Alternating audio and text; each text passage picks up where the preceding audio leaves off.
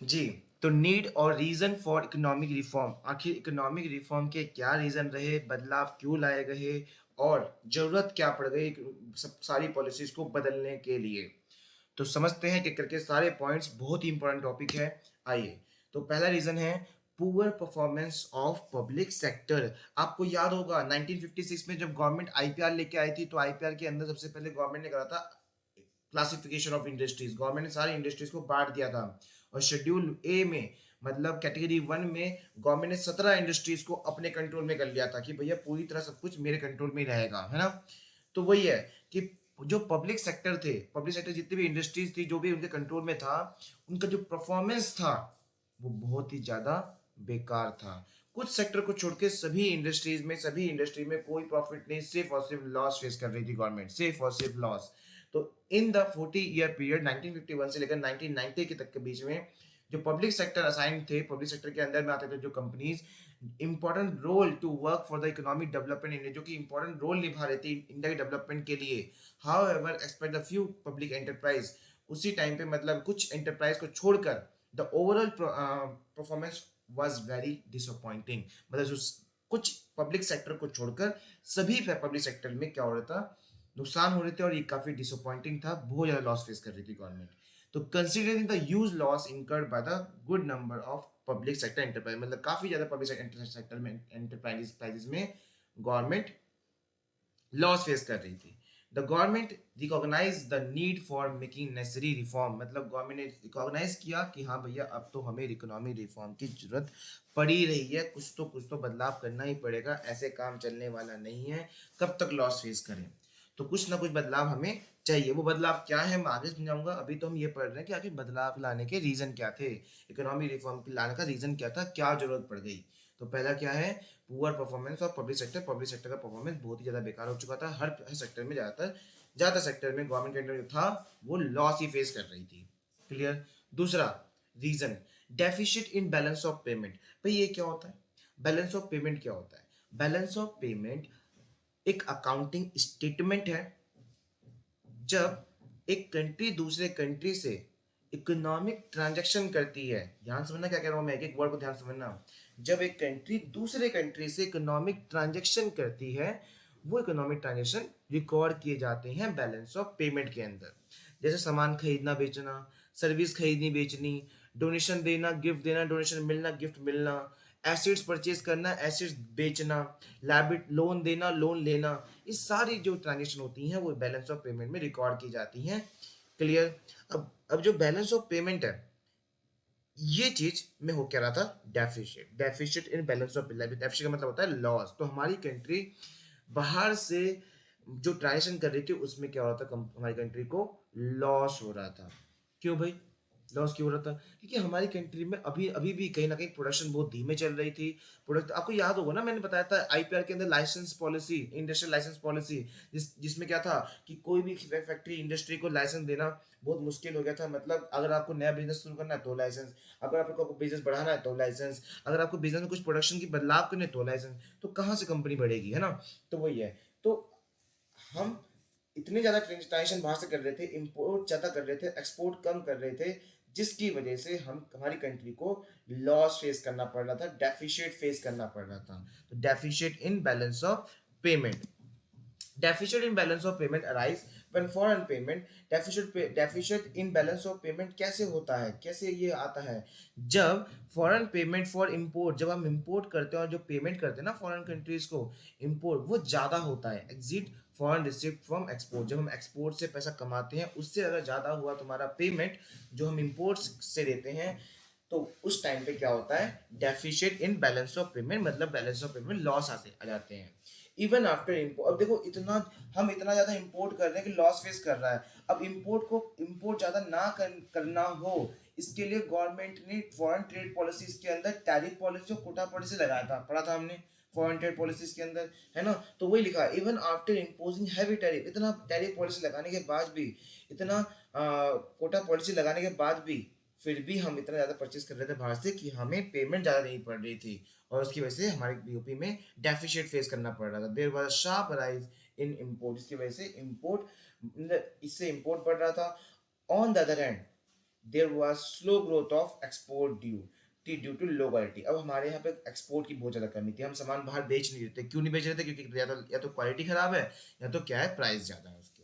तो low quality की वजह से और प्राइस ज़्यादा की वजह से हम सामान बाहर एक्सपोर्ट भी नहीं कर पा रहे थे इंटरनेशनल मार्केट में, जिसकी वजह से हम इंपोर्ट ज़्यादा कर रहे हैं, एक्सपोर्ट कम कर रहे हैं, पेमेंट ज़्यादा जा रही है, पेमेंट कम आ रही है, जिसकी वजह से क्या हो रहा है, हमारे देश को लॉस फेस करना पड़ रहा है। इसी की वजह से ये भी दूसरा रीज़न है कि हमारी गवर्नमेंट को लगा कि नहीं, चलिए कुछ ना कुछ तो इकोनॉमिक रिफॉर्म हमें लाना ही पड़ेगा, अब बदलाव की बारी आ चुकी है। ठीक है, ये हो गया दूसरा, deficient in balance of payment. Clear. अब आते हैं तीसरे रीजन पे, इन्फ्लेशनरी प्रेशर। हमारे देश में महंगाई का बहुत बड़ा प्रेशर पड़ गया था उस टाइम पे, बहुत ज़्यादा जिसे कहते हैं। महंगाई कब होती है? अब सिंपल होता है, महंगाई कब होती है?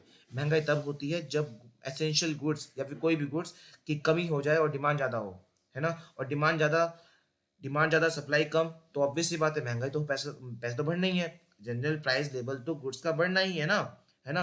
और दूसरा रीज़न ये भी है इकोनॉमिक्स की लैंग्वेज में कि अगर मनी मार्केट में मनी सप्लाई ज़्यादा हो जाए तो भी क्या होता है, इन्फ्लेशन होता है।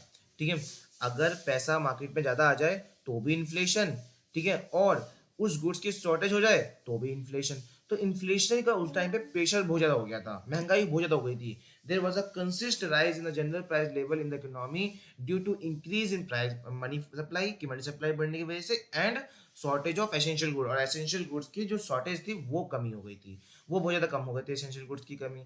तो इसकी वजह से क्या हुआ, जनरल प्राइस लेवल जो हर गुड्स एंड सर्विसेज के बढ़ने लगे और महंगाई का प्रेशर बहुत ज़्यादा बढ़ चुका था, जिसकी वजह से साफ दिखता है कि कहीं ना कहीं इकोनॉमी रिफॉर्म तो लाना जरूरी हो ही गया था। क्लियर, ये तीन रीजन हो गए हैं। चौथा रीजन क्या है, fall in foreign exchange reserve. Foreign exchange reserve क्या होता है? फॉरेन एक्सचेंज मतलब भारी करेंसी, और उसका रिजर्व कौन कौन रखती है? आपको पता है, central bank. Central bank foreign exchange reserve को मेंटेन करती है। लेकिन उस टाइम पर 1991 से पहले हमारे पास फॉरेन एक्सचेंज रिफॉर्म जो था, फॉरेन एक्सचेंज तो जो था, रिजर्व था उसका, वो रिजर्व बहुत ज़्यादा कम हो गया था। ठीक है, वो बहुत ज़्यादा कम हो गया था। इवन एक दो हफ्ते का पैसा ही बचा था हमें बाहर से सामान खरीदने और इंटरेस्ट देने में। इंटरेस्ट किसको देना है? भाई आपने लोन ले रखा है ना इतना बड़ा, बहुत ज़्यादा लोन ले रखा था आपने आईएमएफ से, जापान से, तो ये सब लोन का इंटरेस्ट देने में तो पैसा लगता ही है। तो उस पैसे के लिए हमें क्या चाहिए? फॉरेन एक्सचेंज चाहिए। और फॉरेन एक्सचेंज की बहुत ज़्यादा कमी हो गई थी। तो वही है कि उस टाइम पे फॉरेन एक्सचेंज की बहुत ज़्यादा कमी हो गई थी, इसलिए इकोनॉमी रिफॉर्म लाना बहुत जरूरी हो गया था। 1991 में फॉरेन एक्सचेंज जो था वो बहुत ज़्यादा कम हो गया था। इतना कम हो गया था कि हमारी कंट्री में फॉरेन एक्सचेंज क्राइसिस आ गया था। मतलब एकदम बहुत ज़्यादा कमी, जिसकी वजह से बहुत ज़्यादा कमी, क्राइसिस मतलब होता है कि हाँ, हालत एकदम खराब हो चुकी थी फॉरेन एक्सचेंज की। Foreign exchange reserve decline to the level that was not adequate, मतलब इतना कम हो गया था कि हम ये सब भी नहीं कर पा रहे थे। क्या सब? कि हम बाहर 2 हफ्ते का ज़्यादा पैसा नहीं बचा था हमारे पास। ठीक है, टू फाइनेंस इम्पोर्ट फॉर, मतलब कोई सामान हम बाहर से खरीद रहे हैं, कोई अगर क्रूड ऑयल खरीद रहे हैं तो हमारे पास 2 हफ्ते ज़्यादा पैसे नहीं बचा था। और दूसरा कि हम इंटरेस्ट देने में सक्षम नहीं हो पा रहे थे, to pay the international to pay the interest that need to be paid to international lender. जो हमने इंटरनेशनल लेंडर से लोन ले रखा था ना, उसका इंटरेस्ट देने में भी हमारे पास फॉरेन एक्सचेंज नहीं थे। ठीक है, तो ये हो गया 4 रीजन आपके। तो चौथा क्या है? Foreign exchange reserve. तो इस रिजर्व को बढ़ाने के लिए गवर्नमेंट को लगा कि नहीं यार, अब तो कुछ लाना ही पड़ेगा, अब तो कुछ बदलाव लाने ही पड़ेंगे। ठीक है, चलिए फिफ्थ रीजन क्या है? अभी फिफ्थ रीजन है यूज बर्डन ऑफ डेप्ट। डेप्ट मतलब उधार। तो हमारे ऊपर बहुत ज़्यादा उधार बढ़ गया था, क्योंकि भाई ऑब्वियसली बात है यार, हमारे देखो कंट्री को एसेंशियल चीज़ चाहिए होते हैं, उसके लिए तो गवर्नमेंट खर्चा करना ही पड़ेगा। अब गवर्नमेंट कमा तो पा नहीं रही है, खर्चा कहाँ से करेगी? खर्चा करेगी कहाँ से? लोन लेकर। तो गवर्नमेंट ने पहले से इतने ज़्यादा लोन ले रखे थे, जिसकी वजह से गवर्नमेंट उस लोन के बर्डन पे दब चुकी थी। इंटरेस्ट दे नहीं पा रहे थे हम, इंटरेस्ट का पैसा लोन के ऊपर चढ़े जा रहा था और लोन की अमाउंट बढ़े जा रही थी। तो यूज बर्डन ऑफ डेप्ट के अंदर हम फंस चुके थे, जिसकी वजह से हमें अब कुछ ना कुछ नई पॉलिसीज का इंतजार था। तो the expenditure of the government was much higher than revenue as a result. मतलब जो गवर्नमेंट के खर्चे थे वो ज़्यादा थे, रिवेन्यू कम था, मतलब कमा कम रही थी, खर्चे ज़्यादा कर रही थी गवर्नमेंट, जिसका रिजल्ट निकला कि government had to borrow money from bank. Government ने बहुत ज़्यादा लोन लिया बैंकों से, पब्लिक से, एंड इंटरनेशनल फाइनेंशियल इंस्टीट्यूशन। मतलब बाहर के जो इंटरनेशनल फाइनेंशियल इंस्टीट्यूशन है, आईएमएफ या फिर जो भी वर्ल्ड बैंक है, इन सब से उन्होंने लोन लेना शुरू कर दिया। अब लोन लिया तो वो लोन के बर्डन में दब के रह गए। ठीक है। तो इसलिए गवर्नमेंट को लगा कि नहीं, अब कुछ बदलाव लाना चाहिए जिसकी वजह से हम ये लोन की पेमेंट वापस कर सकें और दोबारा लोन लेने की जरूरत ना पड़े। लेकिन अभी भी गवर्नमेंट लेती है लोन, ऐसा नहीं है। लास्ट, इनएफिशिएंट मैनेजमेंट, मतलब कि उस टाइम मैनेजमेंट, मतलब अभी भी मैनेजमेंट खराब ही है लेकिन उस टाइम पे कुछ ज़्यादा खराब था। इनएफिशिएंट मैनेजमेंट, गवर्नमेंट का जो मैनेजमेंट था किस चीज़ों को लेकर, अपनी पब्लिक सेक्टर को लेकर, अपने अपने पॉलिसीज को लेकर, वो मैनेजमेंट बिल्कुल बेकार। The origin of the financial crisis, तो फाइनेंशियल क्राइसिस का जो ओरिजिन है वो इसी को माना जाता है कि गवर्नमेंट का जो मैनेजमेंट था, गवर्नमेंट कंपनियों का, गवर्नमेंट का जो पॉलिसीज का, वो मैनेजमेंट कहीं ना कहीं इनएफिशिएंट था। The government was not able to, मतलब गवर्नमेंट अब जनरेट भी नहीं कर पा रही थी उस सफिशिएंट रिवेन्यू। कहाँ से? फ्रॉम इंटरनल सोर्सेज, जैसे कि टैक्सेशन से, अपने पब्लिक सेक्टर को रन करके जो प्रॉफिट कमाना है, अपने एंटरप्राइजेस को रन करके प्रॉफिट कमाना है, वो प्रॉफिट और वो टैक्स भी जनरेट नहीं कर पा रही थी गवर्नमेंट, क्योंकि कहीं ना कहीं मैनेजमेंट खराब है ना। मैनेजमेंट खराब है जिसकी वजह से वो टैक्सेस को और पब्लिक एंटरप्राइजेस को मैनेज भी नहीं कर पा रही थी, जिस वजह से गवर्नमेंट को हो रहा था लॉस बहुत तगड़ा वाला। तो government expenditure began to exit, government खर्चे बढ़े जा रहे थे, रिवेन्यू कम थे, जिसकी वजह से गवर्नमेंट को लोन लेना पड़ा। और ये काफ़ी अनस्टेबल तो हो गया था, मतलब सब बातें बिगड़ने लगी थी उस टाइम पे बहुत ज़्यादा।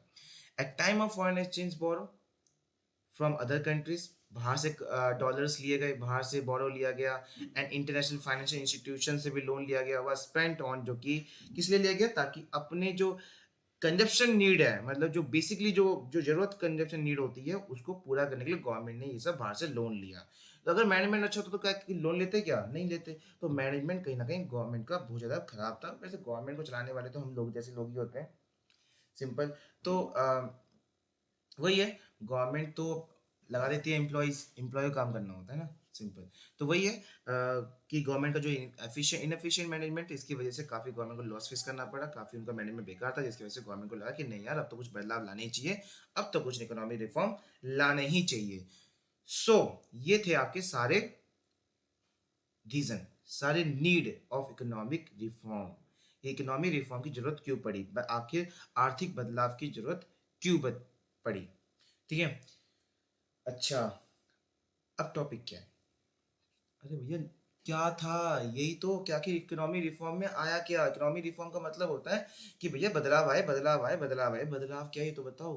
नेक्स्ट टॉपिक में टेंशन ले रहे हो, मिलते हैं ना नेक्स्ट टॉपिक में, चलिए बाय बाय।